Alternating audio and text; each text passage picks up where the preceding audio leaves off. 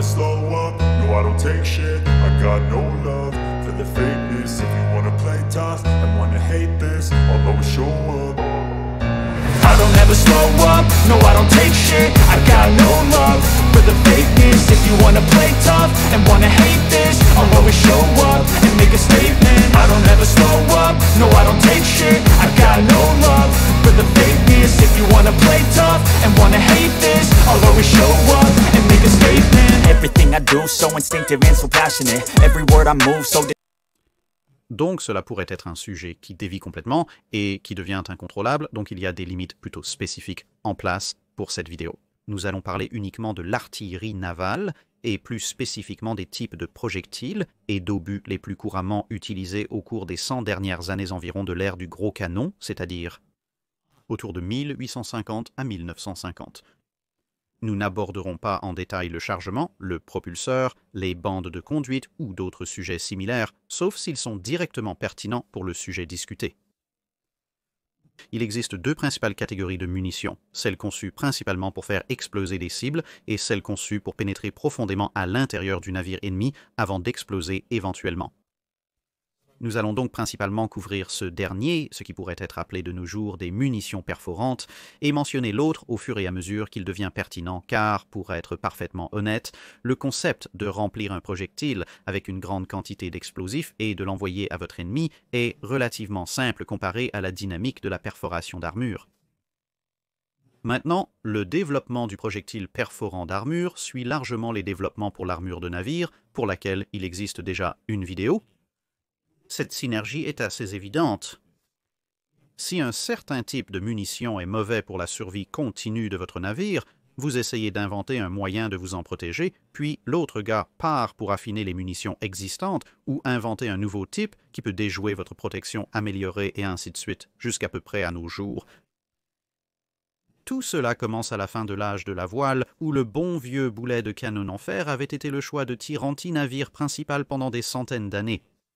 C'était une simple sphère de fer avec un diamètre légèrement inférieur à celui du canon lui-même pour permettre des variations de fabrication. Cela pourrait alors être tiré sur la coque en bois de l'ennemi à une distance théoriquement jusqu'à 3 miles, mais plus réalistement et pratiquement les centaines de yards supérieurs au maximum, jusqu'à « j'ai littéralement la bouche de mon canon pressé contre la coque de votre navire aux distances les plus proches ». Cette différence entre la portée technique et la capacité à réellement toucher quelque chose persisterait tout au long de l'ère du canon, le seul moment où les deux se marieraient, vaguement étant autour du début de la Première Guerre mondiale, mais cela a plus à voir avec le contrôle du feu, encore une fois traité dans une vidéo séparée.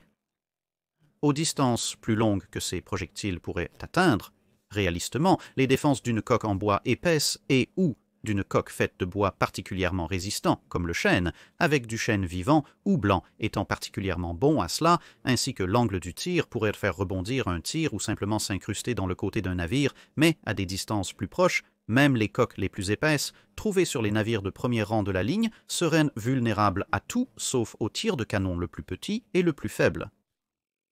Cependant, il faudrait un certain temps pour réduire un navire ennemi en soumission simplement en y faisant des trous, sans parler de le faire réellement couler.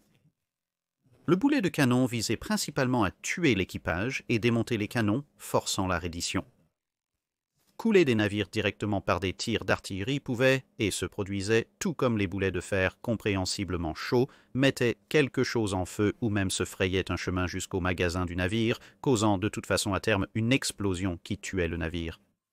Mais ce sont des cas très rares dont les occurrences ont presque toujours été largement écrites et peuvent parfois sembler un peu plus courantes qu'elles ne l'étaient réellement, simplement à cause du nombre énorme de combats navire contre navire qui ont eu lieu à l'âge de la voile, ainsi que du nombre de coups tirés dans tous ces engagements, car si vous lancez assez de dés, vous finirez par obtenir assez de vaincre naturels après tout. Cependant, dans les années 1850, malgré l'utilité persistante du tir solide, plusieurs concurrents se disputaient le marché de la destruction navale.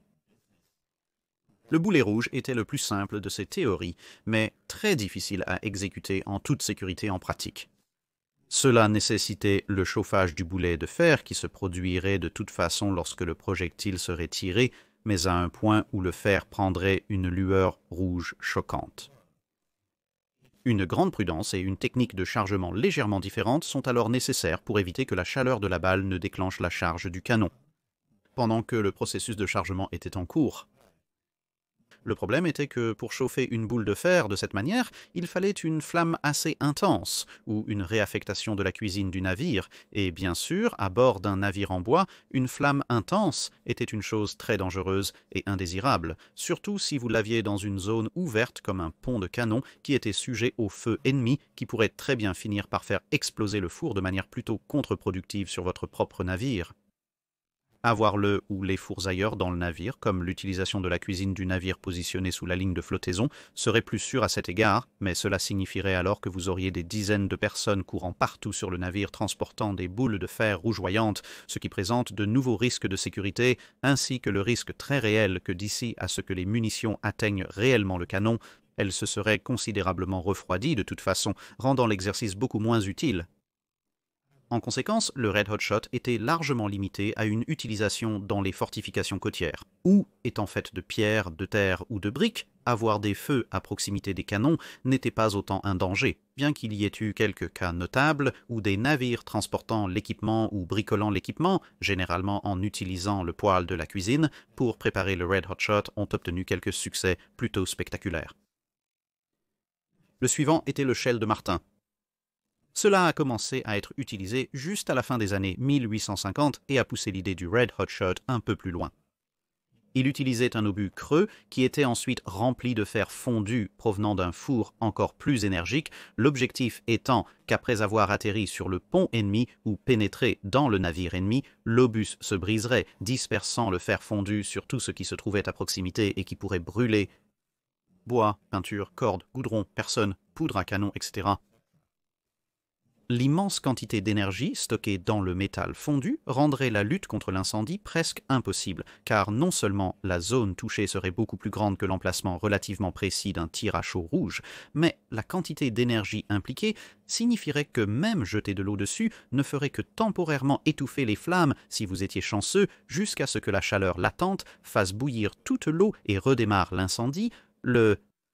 Comme la plupart des luttes contre l'incendie à cette époque était encore le domaine du saut dessiné à la main par opposition aux efforts organisés de pompes et de tuyaux. Enfin, bien sûr, il y avait l'obus explosif, qui bien sûr, sous diverses formes, finirait par être développé comme le type de munition principale, mais à cette époque, avec des coques en bois encore capables d'être pénétrées par les tirs et les obus, il était en lice, comme anti-navire de base. Munitions. Au milieu du XIXe siècle, l'obus avait développé un aspect superficiellement semblable à une boule de canon normale, mais contenait une charge de poudre à canon et un fusible qui était allumé par la combustion de la poudre à canon utilisée dans la charge propulsive du canon. Le projectile volerait alors théoriquement dans un navire ennemi, et le fusible se consumerait et l'obus exploserait, ajoutant des effets de souffle et des éclats d'obus ainsi que de la chaleur et un impact cinétique à l'équation des dégâts. Il y avait quelques problèmes. Les obus avec plus d'explosifs et des parois plus minces avaient tendance à se briser à l'impact, la poudre à l'intérieur brûlant alors relativement sans danger à l'extérieur, et comme les tirs sur la coque entreraient souvent en contact avec la mer, ou au moins les sommets des vagues et les embruns sur leur chemin, l'obus pouvait aussi trouver le fusible éteint en plein vol par ce contact, en supposant qu'il n'était pas également éteint par le choc du tir, un mauvais alignement ou avec le flux d'air, le choc de l'impact, ou un membre d'équipage entreprenant, courant avec un seau d'eau, ou simplement en jetant l'obus par-dessus bord si le fusible avait encore quelques secondes à brûler et que quelqu'un se sentait particulièrement héroïque. Donc ce n'était pas tout à fait une arme parfaite. Ainsi a débuté l'ère des cuirassés, avec les 4 types de projectiles couramment utilisés, le tir chauffé, le tir normal, l'obus de martin et l'obus explosif. Cependant, les navires recouverts d'armure de fer posaient un problème. Une armure suffisamment épaisse brisait simplement les obus et faisait rebondir ou arrêter les boulets de fer, qu'ils soient chauds ou non, froids. Il semblait y avoir quelques solutions potentielles au problème. Juste avant le début du cuirassé, le canon rayé avait fait son apparition et permettait de faire un tir allongé.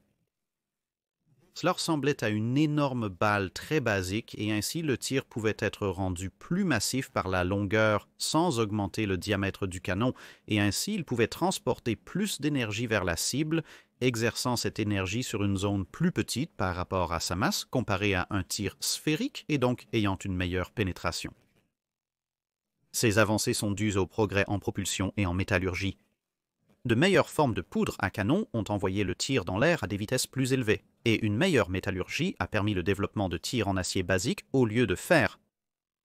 Ce tir plus dur était plus susceptible de faire déformer en premier le fer de l'armure d'un navire, car il était plus dur, contrairement au tir en fer qui pouvait être plus doux que le fer utilisé sur le navire lui-même, surtout qu'il venait d'être chauffé, et cela a à son tour amélioré la pénétration de l'armure. Mais la fabrication d'acier dans les années 1860 était encore une technologie très nouvelle à l'échelle industrielle, avec le processus Bessemer qui était nécessaire pour produire de l'acier en quantité et avec la consistance nécessaire pour l'artillerie navale, résolvant encore divers problèmes, et dans tous les cas, l'acier beaucoup plus dur pouvait se briser comme du verre à l'impact en fonction de la nature exacte du tir en acier et de l'armure en fer impliquée et de la température relative des deux. Car souvenez-vous que le comportement de beaucoup de fer à ce moment était dicté par la température de la mer dans laquelle il se trouvait. Vous pourriez simplement fabriquer un canon absolument massif et frapper votre ennemi avec assez de force pour plus ou moins simplement enfoncer la partie pertinente du navire et vous frayer un chemin à travers, plutôt que quelque chose d'aussi élégant que de percer un trou net dans l'ennemi. Les canons d'Ahlgren se sont avérés particulièrement efficaces pour cela, bien qu'une coque bien construite et bien renforcée avec une plaque suffisamment épaisse puisse résister à ce type d'attaque massive beaucoup mieux qu'elle ne pourrait résister à un petit projectile à haute vitesse qui transporte à peu près la même énergie globale. Dans la seconde moitié des années 1860, une nouvelle solution s'est présentée sous la forme du tir Palliser qui a été développé, quelque peu sans ironie, par un certain Major Palliser. Cela utilisait du fer fondu pour le tir lui-même, mais il utilisait un refroidissement différentiel pour obtenir un résultat qui avait les mêmes principes de base qui seraient utilisés des décennies plus tard dans la production de plaques d'armure en acier Harvey puis Krupp. Lorsque le tir était coulé, l'extrémité du nez du moule était orientée vers le bas et donc elle était remplie en premier. Cette partie du moule était en métal et refroidie à l'eau froide, tandis que le corps du moule à tir était formé de sable et non refroidi. Le nez du tir se refroidissait très rapidement et le reste du corps se refroidissait beaucoup plus lentement, ce qui conduisait à la formation d'un nez très dur et d'un corps plus doux. Le nez plus dur était efficace pour percer et traverser l'armure, tandis que le corps plus doux permettait l'absorption de l'énergie impliquée dans l'impact de la collision sans que l'obus ne se brise simplement, comme le faisait souvent le tir en acier ancien, gardant le tir en un seul morceau et permettant ainsi la pénétration de continuer. Et pour plus de détails sur exactement comment ce processus fonctionne, voir la vidéo sur l'armure. Il est probablement préférable d'expliquer à ce stade pourquoi la dureté relative des matériaux utilisés dans un projectile et dans une armure est si importante. Donc, c'est la section de physique partie 1/3. Tout cela a à voir à la base avec la pression, qui est bien sûr la force exercée sur une surface donnée. N'importe quel matériau d'une longueur ou d'une surface donnée peut être détruit, déchiré, arraché, déplacé, cassé ou tout autre qualificatif approprié en exerçant une certaine quantité de force sur lui, ce qui résulte en une certaine quantité de pression. Cependant, si cette force est répartie trop largement ou sur une durée suffisante, la quantité d'énergie qui est exercée déformera simplement le matériau à un certain degré sans le casser. Inversement, en veillant à ce que l'impact se produise sur une courte période de temps ou sur une petite surface ou idéalement les deux, signifie que la pression exercée est plus grande et le matériau est plus susceptible de se casser, et cela peut être simplement illustré au moins en termes de l'élément de surface, en laissant tomber une balle de tennis sur une feuille de carton. La carte se déforme un peu, mais la balle rebondit simplement, mais mettez une aiguille dans ou sur la balle, et maintenant cette même force, d'accord, peut être légèrement augmentée grâce au poids de l'aiguille, mais ce n'est pas vraiment une quantité appréciable, va maintenant percer directement la carte. La dureté et en effet la rigidité du matériau entrent en jeu à ce stade. En supposant que vous ayez concentré assez de force sur une zone assez petite pour théoriquement pénétrer votre cible. Si le matériau que vous essayez de pénétrer est plus dur que le projectile entrant, Parce que la concentration de force agit sur les deux objets, il y a de fortes chances que ce soit le projectile qui commence à se déformer en premier. Cela, à son tour, provoquera l'étalement du projectile, augmentant la zone cible et donc réduisant la pression et provoquant ainsi un échec de la pénétration. Inversement, si le projectile est plus dur que la cible, il est probable que la cible se déforme en premier, ce qui est ce que vous voulez car cela signifie qu'une partie du matériau de la cible est déplacée, une partie est repoussée en arrière et une partie peut même se déchirer. Tout cela s'ajoute à la pénétration que vous voulez, soit jusqu'à ce que l'énergie cinétique du projectile soit complètement absorbée, à quel point le tir arrête sa progression, soit la cible manque de matériaux le long de la ligne d'avance, et ainsi le projectile peut continuer son chemin joyeux. Il existe toutes sortes de réserves supplémentaires à cela en termes de friction, de densité et autres, mais cela suffit comme introduction de base au concept. La grande réserve est que votre projectile peut être trop dur ou fragile, puisque souvenez-vous, nous avons dit que la force agit dans les deux directions. Si le projectile est si dur qu'il ne se déforme pas beaucoup, voire pas du tout, alors la force qui s'exerce sur lui ira plutôt à le briser en le faisant éclater, et alors le projectile est à peu près inutile pour quiconque, car l'énergie fait voler les fragments dans toutes les directions au lieu de fonctionner comme un seul objet se dirigeant vers l'avant. C'est pourquoi les coquilles ne sont pas faites de verre, par exemple. Évidemment, un projectile pourrait être capable de résister à cet impact à une certaine vitesse, mais si la vitesse est augmentée ou si le niveau d'énergie est augmenté d'une autre manière, disons en utilisant un projectile plus grand que vous tirez à la même vitesse, alors il pourrait ne pas survivre car le point auquel il cède peut avoir été dépassé, et votre projectile, même s'il est plus dur que l'armure cible, se brisera. Les limitations matérielles à cet égard, ainsi que l'habitude des armes à feu d'exploser, ont été l'un des facteurs moteurs derrière des armes de plus faible vélocité comme les Dahlgrens, par opposition aux armes à feu à tir rapide comme le 68 Pounder dans les années 1850 et 1860. Mais c'est assez de physique pour le moment, du moins jusqu'à ce que nous abordions les projectiles durcis à haute vitesse, où nous devrons nous replonger dedans quelques fois de plus pour parler des effets de choc et des capuchons perforants d'armure. Il existait une sous-variante du tir Palliser, l'obus Palliser, qui connaîtrait un bref apogée, car cet obus était un peu plus long que le tir car il devait contenir un noyau explosif. L'idée étant que le choc de l'impact provoquerait la détonation des explosifs contenus à l'intérieur, donc il n'avait pas son propre détonateur séparé, et ensuite l'explosion pousserait soit la pointe durcie du tir plus loin en raison de la force explosive de l'obus, si l'obus était encore en cours de pénétration, soit il ferait exploser l'obus comme une grenade, si l'obus avait déjà traversé la plupart ou la totalité de l'armure au moment où la pression interne provoquait l'éclatement de l'obus. Le tir Palliser et ses subtiles variations deviendraient le projectile perforant standard pendant un certain temps au cours du XIXe siècle, mais finalement l'avènement des premières armures composées puis entièrement en acier a diminué leur efficacité globale puisque la face en acier de l'armure composée et la nature entièrement en acier de toute l'armure en acier les rendait potentiellement beaucoup plus solides que le fonte refroidi du tir Palliser et renversait l'équation globale sur laquelle il reposait. Les obus Palliser étaient d'une aide minime car ils détonneraient pendant que l'obus essayait encore de percer, mettant fin à la fois au tir et à l'obus Palliser en tant que munition de première ligne par le fin des années 1880 réalistement avec leur principale revendication à la célébrité étant la bataille d'Angamos où les navires de guerre chiliens ont pu utiliser de gros tirs Palliser pour surmonter le Huáscar blindé péruvien qui jusqu'à ce point s'était avéré être assez résistant à presque tous les autres types de projectiles que les gens lui avaient lancés. Leur utilisation ultérieure dans le bombardement d'Alexandrie aux côtés de l'obus de Palliser était quelque peu moins impressionnante. Servant aux côtés de ces obus était le soi-disant obus commun en développement. C'était essentiellement un cylindre à tête conique approximativement similaire à une palette de tir ou d'obus, seulement il avait des parois beaucoup plus minces, un fusible monté directement sur le nez et l'intérieur rempli de poudre à canon. Nous pourrions penser à cela comme à un obus à haute explosivité précoce, mais la poudre à canon n'est pas réellement un haut explosif, donc bien que l'effet recherché d'un grosse explosion et feu avec des propriétés de perforation d'armure minimale est à peu près le même. Il n'est pas techniquement exact à ce stade de l'appeler un obus à haute explosivité. À cette époque, il existait aussi l'obus commun double. C'était juste une version plus longue, qui était conçue pour transporter encore plus d'explosifs, mais leur masse plus grande les rendait un peu plus lents et leur longueur les rendait un peu instables. L'obus commun demeurait le choix par défaut pour tirer sur des cibles générales et obtenir une belle grosse explosion.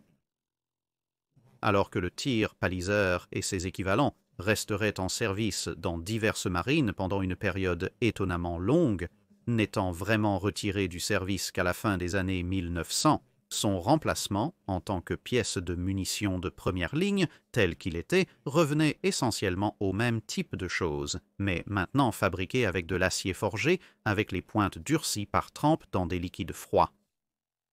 Il y avait cependant un problème qui se développait rapidement parmi tous les nouveaux explosifs, les canons plus longs et les mécanismes de chargement par la culasse qui commençaient à augmenter la vitesse pure à laquelle les projectiles pouvaient être envoyés en direction de l'ennemi. Ce n'était pas la taille de l'obus, mais plutôt la taille des navires. Comme nous l'avons mentionné au début, l'objectif des boulets solides à l'époque de la voile était principalement centré sur les effets secondaires de l'élimination des canons et des hommes, soit directement, soit par la génération d'éclats. Dans une bataille de premier rang contre une coque en bois de 180 pieds de long où pratiquement partout où vous frappez était susceptible d'avoir quelque chose ou quelqu'un d'important relativement proche dans les environs et vous avez environ 50 chances par salve de réellement toucher quelque chose, c'était une manière relativement décente de faire les choses. Mais au début des années 1880, les navires étaient 2 fois plus longs et grands, car des zones du navire seraient relativement vides en termes de composants tactiquement importants, comme les équipages de canons, les canons eux-mêmes et la machinerie, et avec la batterie principale réduite à moins d'une demi-douzaine de canons, le nombre de choses à toucher avait considérablement diminué, vos chances de toucher avaient également diminué puisque tirer 4 gros boulets solides dans une telle cible et ensuite espérer que, même en supposant que vous réussissiez à toucher, ils trouvent quelque chose d'important là-dedans, devenait de plus en plus improbable, sans parler du fait que les temps de rechargement avaient explosé, d'où le développement des batteries secondaires et tertiaires plus petites, utilisant des obus remplis d'explosifs, conçus pour tout mettre à feu. Mais ça, ce sont des tactiques résultant de l'artillerie, pas spécifiquement à propos des obus. Mais pour être honnête, même en supposant que vous ayez percé l'armure, franchement, un trou de 17 pouces dans le flanc d'un navire de 340 pieds de long était peu susceptible d'être immédiatement fatal, et bien que le tir serait quelque peu chaud à cause du tir, même un coup dans un magasin pourrait simplement résulter en un membre d'équipage perplexe, marchant prudemment autour de la chose ennuyeuse maintenant coincée dans le pont, quelque chose capable de faire un peu plus de dégâts qu'une masse inerte de métal était nécessaire. La pénétration devait être accompagnée de dévastation et pour cela, on se tournait vers l'obus paliseur et des dispositifs similaires. Ils avaient été abandonnés comme armes anti-navires, du moins contre des cibles blindées à cause des problèmes mentionnés précédemment avec eux qui explosaient simplement à l'extérieur de l'armure, mais ils étaient toujours transportés pour être utilisés contre des navires non protégés ou légèrement protégés et certains objectifs terrestres. Avec les nouvelles avancées en matière d'explosifs qui ont apporté la poudre à canon, la dynamite et l'acide picrique préférés de tous à la table sous la forme de lydite et de cordite, il devait sûrement y avoir quelque chose qui pourrait être fait pour remplacer et améliorer l'effet de l'ancien obus paliseur rempli de poudre. Sir Andrew Noble, un concepteur de navires hautement qualifié, a noté certains des problèmes vers la fin du XIXe siècle. Il a dit, en tirant sur des structures non armées, les charges d'obus avec de la poudre à canon n'explosent généralement pas avant d'être à une courte distance à l'intérieur du côté d'un navire. Mais avec du coton de jardin et du lydite, l'obus peut soit être tiré avec un fusible et un détonateur de manière à ce qu'il éclate immédiatement à l'impact, soit être disposé de manière à provoquer un léger retard. Dans la première alternative, un très grand trou sera fait sur le côté du navire.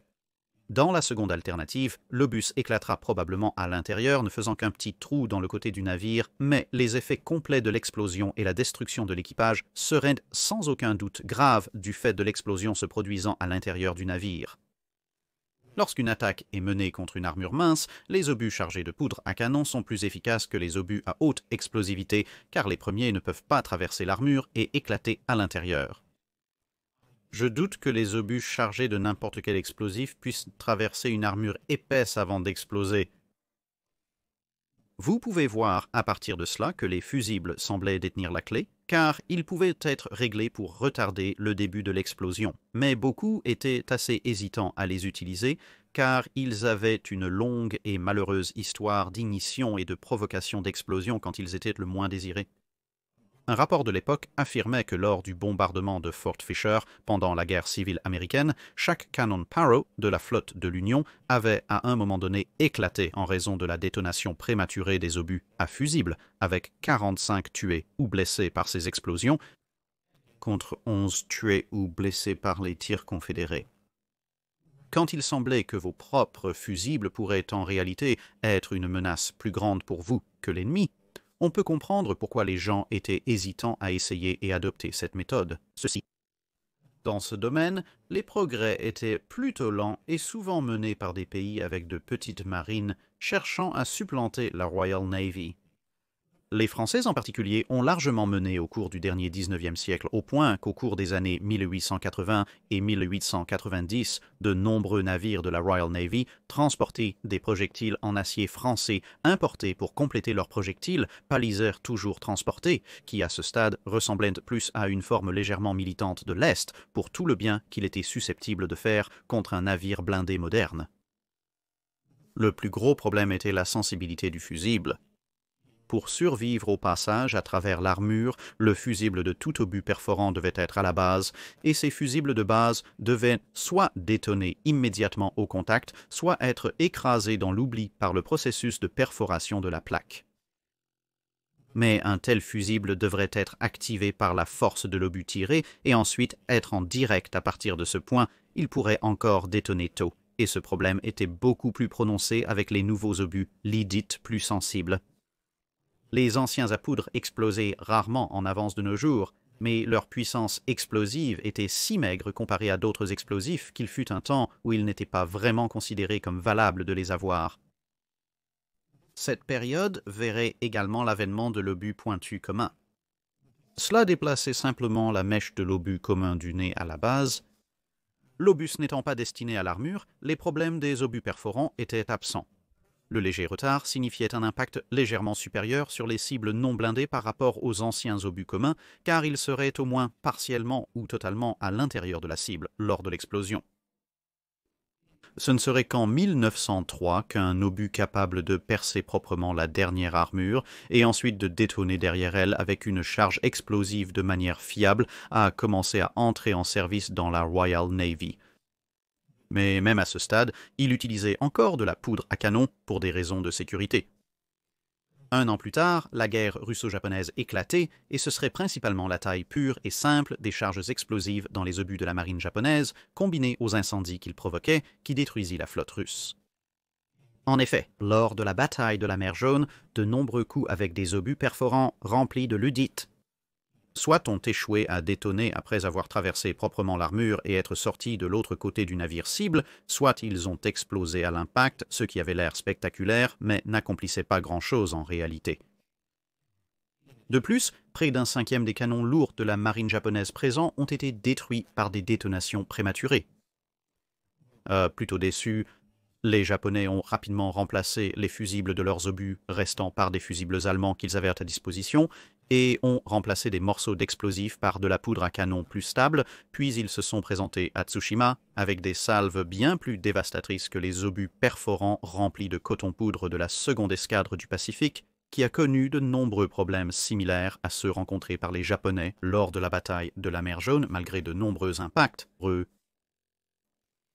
Cette combinaison du côté japonais des derniers obus et explosifs, rapidement rétrofités en pleine guerre, a finalement fourni ce que la plupart des Marines recherchaient, un obus de gros calibre fiable, bien que les incendies causés par les obus japonais aient fait beaucoup plus de dégâts que les tirs perforants, et cela a eu tendance à dépasser de nombreux officiers de marine pour les quelques années à venir. Comme de grandes parties d'un navire ne sont pas protégées par une armure substantielle, il semblait préférable d'utiliser l'obus pointu commun avec sa grande charge explosive et sa pénétration minimale plutôt que l'obus perforant qui était quelque peu moins spectaculaire dans ses effets, du moins à moins qu'il ne touche quelque chose de vraiment important. Cependant, l'adoption du gros canon n'a pas été affectée par cela, car grâce à la loi du cube carré, Plus le canon est gros, plus la charge explosive proportionnelle peut être transportée, et ainsi le développement de tous les designs de gros canons continuera sans relâche. Néanmoins, le fait que certains des plus grands obstacles à un obus perforant fiable aient été surmontés a grandement encouragé le directeur de l'ordnance navale, un certain John Jellicoe, qui a insisté pour que plus de travail soit effectué dans ce domaine, car il voulait pouvoir toucher et couler un ennemi avec ses canons, et non pas simplement éroder progressivement l'ennemi en utilisant des dommages cumulatifs. Cela a abouti l'année suivante à la mise au point d'un nouveau type d'obus perforant, ou plus précisément, d'obus perforants coiffés ou obus perforants coiffés. Cela combinait les modifications japonaises de la fusée avec un capuchon en acier doux qui se pesait sur le nez de l'obus comme un chapeau particulièrement gai. Cela aidait l'obus à pénétrer en s'aplatissant comme de l'argile douce ou de la pâte à modeler lors de l'impact, ce qui vous donnerait une idée de l'énergie impliquée à ce stade, puisque l'acier doux commence maintenant à couler comme du Play-Doh. Cela signifierait que l'instant où le choc d'un nez en acier trempé rencontre la plaque d'armure trempée d'un navire pourrait être dépensé en déformant le capuchon en acier doux plus doux au lieu de briser le nez puis le reste de l'obus. Grâce à la physique des impacts à grande vitesse, l'onde de choc, sans le capuchon, avait en fait deux façons distinctes de briser l'obus, évidemment immédiatement lorsque l'obus frappait, mais ensuite, un instant plus tard, lorsque l'onde de choc revenait, ayant été réfléchie par l'arrière de l'obus, l'onde de choc frappant alors le nez affaibli et peut-être déjà fissuré et le faisant exploser. Cet effet de double choc est l'une des raisons pour lesquelles, lorsque vous voyez des images au ralenti de balles frappant des plaques d'acier, elles semblent souvent s'ouvrir comme une fleur plutôt que de simplement s'empiler en un disque. Maintenant, avec un capuchon perforant d'armure, toute onde de choc finissait par se propager dans l'anneau en expansion de ce qui avait été le capuchon et à le faire exploser à la place, ce qui a l'effet utile d'ajouter un tas de shrapnel aux procédures. Ce premier coup du capuchon commencerait également à enfoncer ou à fissurer la plaque d'armure elle-même avec un peu de chance, ce qui, dans l'instant suivant, aiderait grandement l'obus perforant lui-même à traverser, surtout lorsqu'il s'agissait de maintenir l'obus dans une ligne droite s'il frappait à un angle autre que parfaitement 90 degrés. Il y a bien sûr la chance que l'armure, si elle est assez dure et épaisse, et ou si l'obus est assez faible ou sensible, ne commence pas à se déformer, et alors le reste de l'obus s'entasserait juste derrière le nez, sans nulle part où aller, écrasant le tout dans une explosion de bas ordre plutôt désordonnée, à l'extérieur de l'armure. Il y avait aussi le petit problème qu'à un angle substantiel d'environ 15 degrés ou plus, la coiffe souple serait simplement arrachée par les forces différentielles exercées lors de l'impact, et l'obus se briserait alors simplement. Une combinaison de ces deux facteurs serait la principale cause d'échec de nombreux obus britanniques lors de la Première Guerre mondiale, en particulier à Jutland. Cependant, en 1906, ces obus fonctionnaient à merveille, principalement grâce aux distances de combat alors attendues d'environ 6 à 10 000 yards, n'impliquant généralement pas des angles de chute bien supérieurs à 15 degrés environ, et souvent un peu moins que cela. Un acier de meilleure qualité et de meilleur fusible signifiait qu'en 1909, lorsque les essais du nouveau canon de 13,5 pouces étaient sur le point d'être entrepris, les nouveaux obus à coiffe perforante conçus étaient entièrement remplis d'explosifs au lieu de poudre à canon. Le grand choix pour la Royal Navy était de savoir s'il fallait utiliser à nouveau le liddite, ou le trinitrotoluène comme les Allemands envisageaient apparemment de le faire. Le trinitrotoluène était considéré comme un explosif légèrement moins puissant malgré une stabilité nettement supérieure, mais le fait qu'il nécessitait un type de fusible différent et plus avancé pour fonctionner en toute sécurité, et que les Allemands, qui avaient été à la pointe dans ce domaine technologique dans les années 1900, avaient soudainement tout gardé secret l'année précédente, signifiait que le liddite serait utilisé, ce qui reviendrait hanter la Royal Navy presque autant que leur utilisation de propulseurs à la cordite avant la fin de la guerre à venir. Cela a été suivi en 1907 par le développement de l'obus Common Point Capped ou Common Point Capped. Cela a essentiellement pris la coquille commune à base de fusibles et y a ajouté le capuchon perforant d'armure, donnant à la coquille quelque chose de la pénétration d'une coquille perforante d'armure, mais avec presque la charge d'éclatement d'une coquille commune, ou ce qui pourrait maintenant être correctement appelé une coquille à haute explosive.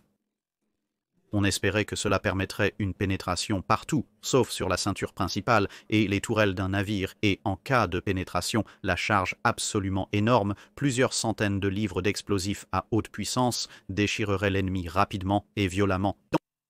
En 1910, les essais à des distances de combat nouvellement révisées, plus longues qu'auparavant et impliquant donc un angle d'impact plus grand, ont commencé à montrer des problèmes avec les nouveaux obus perforants coiffés qui se désintégraient.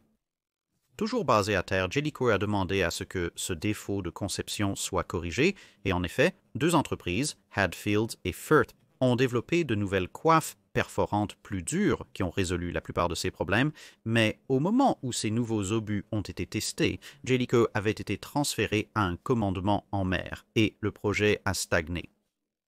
Ainsi, au moins dans la Royal Navy, la réponse officielle au problème des obus à coiffe perforante était d'essayer de tirer des obus communs et common point capped sur un ennemi à longue portée en espérant détruire leur superstructure, leur système de contrôle de tir et leur structure de commandement à la manière de Tsushima, puis d'utiliser l'obus perforant coiffé lorsque la portée avait été réduite et l'angle de chute diminué. Cette politique avait à nouveau changé en 1914, revenant à l'utilisation exclusive de l'obus perforant coiffé contre les grandes cibles blindées, ce qui montre à quel point tout évoluait rapidement dans le monde des obus navals entre 1900 et 1910. Le déclenchement de la Première Guerre mondiale a entraîné plusieurs changements, du moins au sein de la Royal Navy. Une décision a été prise de commencer à passer aux obus remplis de trinitrotoluène, mais la demande énorme sur le front occidental pour tous les types de munitions d'artillerie a laissé la marine avec un certain retard. Pendant ce temps, l'épreuve de la bataille de Heligoland Bight, ou du moins la première, la bataille des îles Falkland et les débarquements de Gallipoli ont tous montré de profondes failles dans les obus britanniques. Les charges de poudre à canon, lorsqu'elles étaient utilisées, faisaient relativement peu et les obus Ludites semblaient soit passer directement à travers les navires avant de détonner, soit ne détonner que partiellement, ce qui indiquait que les obus avaient commencé à se désagréger ou que les fusées étaient défectueuses ou les deux. Ainsi, alors que l'amiral Sturdy a réussi à anéantir l'escadron de von Spee lors de la bataille des îles Falkland, il lui a fallu presque 3 heures pour abattre les croiseurs blindés allemands obstinés. Cela, associé à une mauvaise manipulation de la cordite, a entraîné les effets globalement décevants de l'artillerie britannique à Jutland. Parmi les 5 principaux éléments impliqués dans la bataille, la Grand Fleet, la 5th Battle Squadron, la Battle Cruiser Fleet, la High Seas Fleet et la 1st Scouting Group, les Britanniques occupaient les 2 premières places et la dernière avec la Battle Cruiser Fleet, mais quand il s'agissait de précision de l'artillerie, mais l'effet des obus était beaucoup moins important que ce qui était attendu. La taille pure des obus et le nombre de coups portés ont fait une certaine différence et les rencontres à portée plus proche se sont avérées assez efficaces, comme Invincible vs. Allo en 4 TZO, bien que cela se soit produit dans les deux sens, mais avec une demi-douzaine ou plus de tueries de navires de guerre effectivement volés à la Royal Navy par des obus mal fonctionnant à longue portée, il y avait enfin assez de motivation pour ressusciter l'ancien programme de Jellicoe de conception d'obus révisés. À bien des égards, c'était surtout une mise à jour avec certaines autres marines, comme les Allemands, qui avaient fait des progrès similaires à l'époque où Jellicoe les avait demandés dans la Royal Navy au début des années 1910. La politique interne de la Royal Navy n'a pas aidé. L'homme nommé pour enquêter sur le problème ayant été l'inspecteur en chef de l'artillerie navale, peu enclin à démanteler son propre travail précédent. Mais avec la promotion de Jellicoe au poste de premier lord de la mer, et dans au moins cette affaire avec le soutien de Beatty, ils ont pu insister fortement pour résoudre le problème, travaillant finalement pour faire nommer le capitaine de pavillon de Jellicoe. Dreher, comme chef de l'artillerie navale, et le véritable travail a commencé pour développer un nouveau projectile, ce qui a été aidé par certains exemples inertes fournis utilement par la flotte de haute mer lors de leur bombardement des villes britanniques qui montraient certaines des plus grandes avancées que les Allemands avaient réalisées. Alors que le désir de passer au remplissage de trinitrotoluène était toujours présent au début de la guerre, les exigences du front occidental rendaient cela impossible et une nouvelle formule, le Shellite, a donc été conçue qui était en quelque sorte une solution intermédiaire. Avec l'adoption des nouvelles coiffes perforantes, qui avaient été développées mais non adoptées avant la guerre, Le passage tardif à la coiffe perforante en acier dur et un nouveau fusible basé en partie sur des exemples allemands récupérés étaient complets. D'ici 1918, les nouvelles obus Green Boy, ainsi nommés pour leur nouveau schéma de peinture attrayant, étaient prêtes à être déployées à la flotte juste à temps pour la fin de la guerre de toute façon. Bien que si la flotte de haute mer avait appareillé pour une dernière mission fin 1918 comme ordonné, la grande flotte qui les aurait attendus aurait utilisé le nouvel obus. Maintenant que toutes les grandes marines étaient à peu près sur la même longueur d'onde, une petite discussion sur les propriétés de la coiffe perforante dure, donc c'est la physique 3 sur 3 comparée aux coiffes plus douces. La coiffe dure ne se déforme et ne se tord presque pas, voire pas du tout, ce qui signifie qu'elle ne tendent pas à se détacher à des angles plus extrêmes comme le font les plus douces, bien qu'elles soient soumises au même effet de choc quasi explosif. Cela à lui seul résout de nombreux problèmes avec les obus AP à coiffe douce. De plus, étant à peu près aussi dures ou plus dures que la face de l'armure à laquelle elles étaient confrontées, la coiffe peut commencer le travail de perçage à travers la plaque d'armure avant que l'obus lui-même n'entre en contact, créant effectivement une sorte de trou pilote pour que l'obus puisse suivre, et l'aidant considérablement à rester sur sa trajectoire, surtout à des angles plus grands. Cela signifie bien sûr que toute pénétration effectuée par la coiffe n'a pas à être répétée par l'obus, ce qui amincit donc efficacement la plaque que l'obus doit traverser. Cela est bien sûr proportionnel à la quantité de coiffe perforante qu'il y a réellement, et donc ce type d'obus, comme on en a vu pendant l'entre-deux-guerres et la Seconde Guerre mondiale, a tendance à avoir une coiffe beaucoup plus grande que la plupart des obus perforants coiffés de la Première Guerre mondiale et d'avant la Première Guerre mondiale. Les progrès dans l'épaisseur et la forme des coiffes perforantes ont continué à être réalisés, conduisant à diverses révisions des types d'obus à partir de la fin des années 1910, mais ils utilisent tous le même principe de base et approche. Cela laisse deux éléments majeurs et un type d'obus à discuter. Premièrement, les États-Unis ont découvert que l'on pouvait fabriquer toute la coiffe en acier extrêmement dur pour encore plus de ruptures d'armure préventive, tant que votre obus était assez solide pour survivre aux ondes de choc d'impact transmises plus instantanément.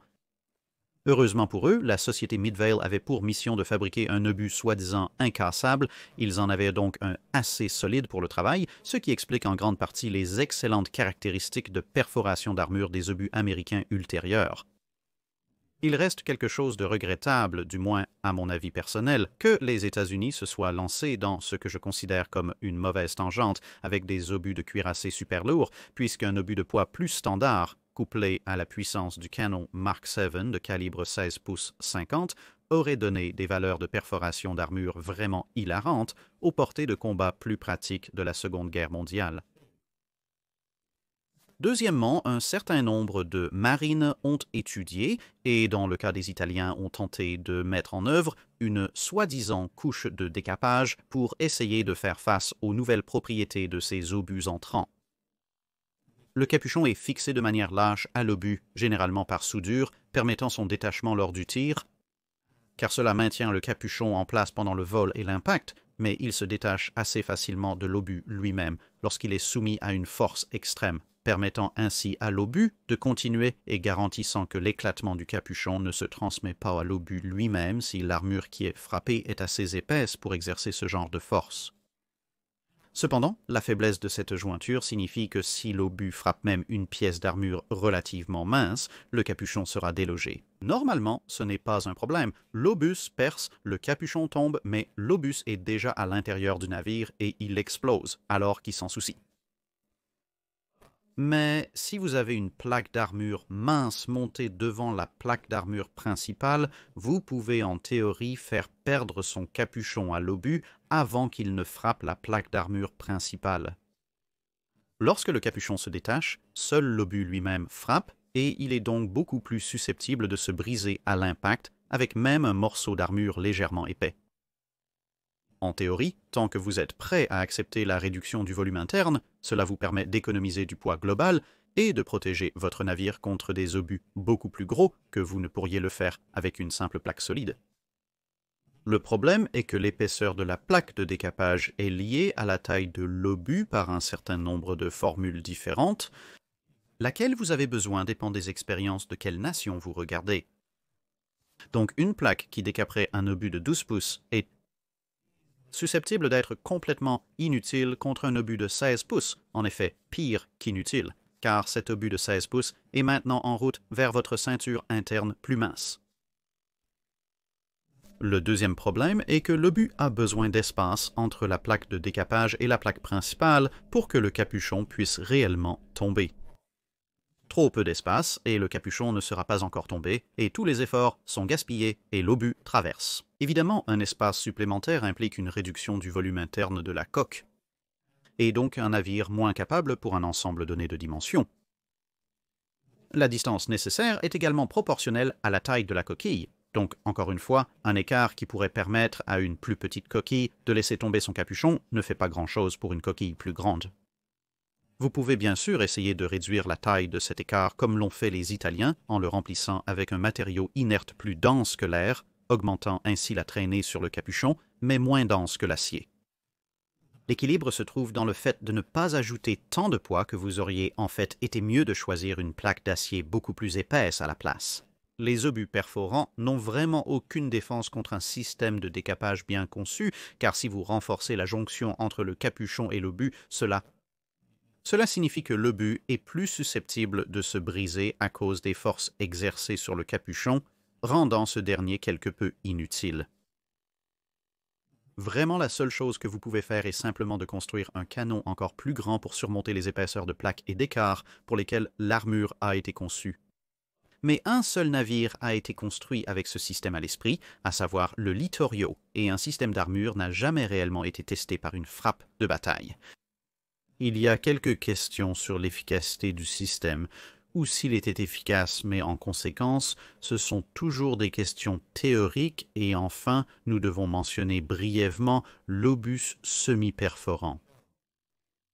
On le trouve le plus souvent dans les calibres intermédiaires, moins dans les calibres de cuirassé, mais encore, c'est en quelque sorte similaire à un obus Common Point Capped, les obus pointus courants, mais plutôt qu'être un obus commun, ou à ce stade avec l'avènement des explosifs, un obus HE qui a simplement une coiffe épée collée dessus. L'obus semi-perforant commence avec le design perforant et augmente simplement un peu le contenu explosif, nulle part près de la quantité qu'un obus Common Point Capped fait, mais en échange l'obus semi-perforant conserve beaucoup plus de la pénétration de l'obus obus perforant coiffé de base qu'un obus Common Point Capped gagne en ayant une coiffe collée sur ce qui est effectivement un conteneur explosif volant. Et un obus semi-perforant transporte toujours une charge d'explosion nettement plus grande que l'obus perforant moyen, ce qui signifie à son tour plus de dégâts. Ces obus se révéleraient principalement prometteurs à l'époque du croiseur de traité ou en raison des diverses restrictions imposées sur le déplacement et l'armement des croiseurs par les traités navals, il était tout à fait possible d'avoir un canon de 6 ou 8 pouces de calibre dont les propriétés perforantes pourraient en réalité être beaucoup trop importantes pour affronter un navire de taille similaire et ainsi un obus semi-perforant dans certaines circonstances serait en fait meilleur parce que vous pénétreriez de toute façon l'armure et ensuite vous auriez beaucoup plus d'explosifs derrière la protection de l'ennemi et bien sûr la plus grande charge explosive signifierait que lorsque vous utilisez l'obus contre quelque chose comme un destroyer qui n'a vraiment aucune protection d'armure à parler de vous, le paralyseriez beaucoup plus rapidement. Mais de toute façon, cela conclut notre arrêt de sifflet, notre visite des développements globaux des types d'obus d'artillerie navale les plus courants. J'espère que vous l'avez trouvé intéressant et à un moment donné, nous pourrions parler de certains des obus plus spécialisés, tels que les obus de bombardement à shrapnel, le type 3 obus anti-aérien japonais, et ainsi de suite, mais l'objectif principal était, dans cette vidéo particulière, de couvrir les bases des changements de capacité de perforation d'armure dans les navires à l'époque dont nous parlons le plus souvent. Merci de votre écoute, mais en parlant d'obus trop sensibles,